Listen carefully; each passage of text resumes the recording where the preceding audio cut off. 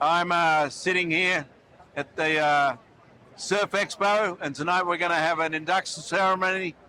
It's going to be 30 years of inductions of the East Coast Surfing Hall of Fame. I look in here. Sam Gornto, you were one of the early ones. Hey, that's because I'm old. That's right. Well, we're all getting old, mate. Yes, we are. What did it mean to you to get inducted into the East Coast Surfing Hall of Fame? Oh my gosh, what a privilege! To me, you start surfing just like you did for fun, and then all of a sudden it grows into something else. A profession for a while. Right. And the traveling. When I got on Dick Catree's surf team in 1966, he took me up the coast. It's the first time I'd ever been outside of Florida. Wow.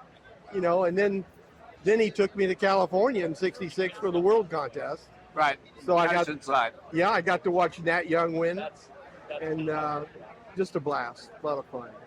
So you're in that era of the '60s. The teams, like for the manufacturers, was the big thing, right? Yeah. To be on the team. Absolutely. You know, there was the Hobie team or the Catree team or the Greg Knoll team, right? Yeah. Well, so I was in Florida in the Indian Atlantic. I was riding for East Coast West Surfboards, a local factory. And I went to Catree's shop one day, and he goes, "Sam, why aren't you on my team?" And I said, "Well, you've never asked me." He says, "Give me your frickin' board and pick out a new one." Unreal. And then he said, "Tomorrow we're going for Virginia Beach." So that's how I got on his surf team. We went all the way up to, I believe, Rhode Island and New Jersey, Ocean City, Maryland, Virginia Beach. And when it was over, we came back. It was 1966 for the World Contest. I had not qualified for it, but Catree asked me to go with him to California. So I got to go out and be there for that surf contest, which was in the surfing world. Nat Young started the short. Well, in those days, that World Contest was everything. It was everything. Yeah. I mean, yeah. If you look at that final that year, you got Nat, Jock Sutherland, Corky Carroll, Steve Bigler, Rodney Sumter, and Midget Farrelly. Yeah. What a lineup for that time, right? And of course, as you know, Nat was riding a short board then. Yeah. I think it was 9 foot or 9.2. And it had that experimental Greeno fin. Yeah, but it was also thin. Right.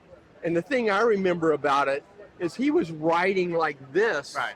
And everybody else was turning and trying to ride the nose. Right. Totally different philosophy. Yeah, it was nose riding versus performance. Yes.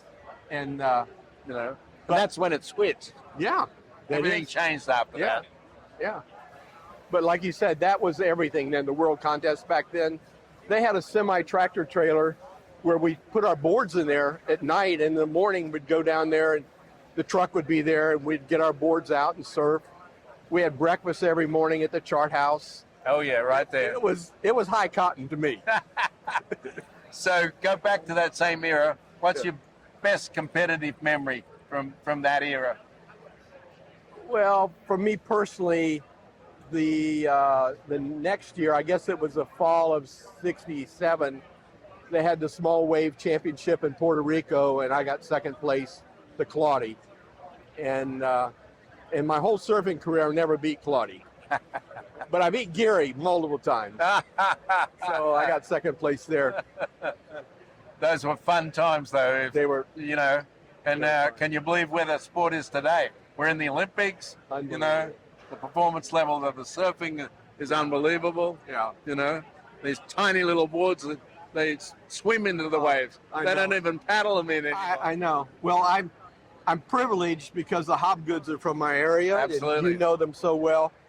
I kind of invited myself, and they invited me to go to Chopu with them.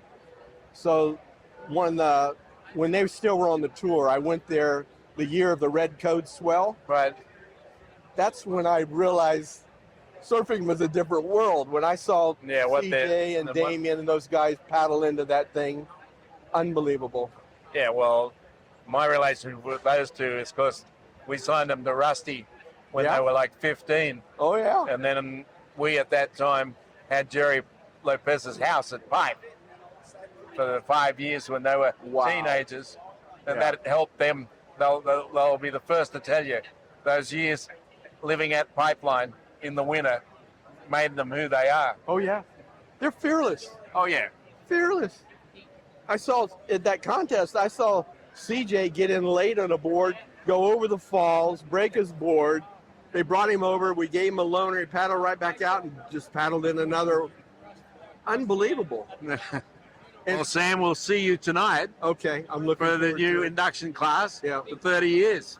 Yes. And PT, it's always good to see you. You've been a great asset for us here on the East Coast. I'm an Always. East Coaster, remember? I know you are. East Coast of Australia. Yeah, Australia. But anyway, All right. See you Thank you. tonight, mate. God bless, man. Bye-bye.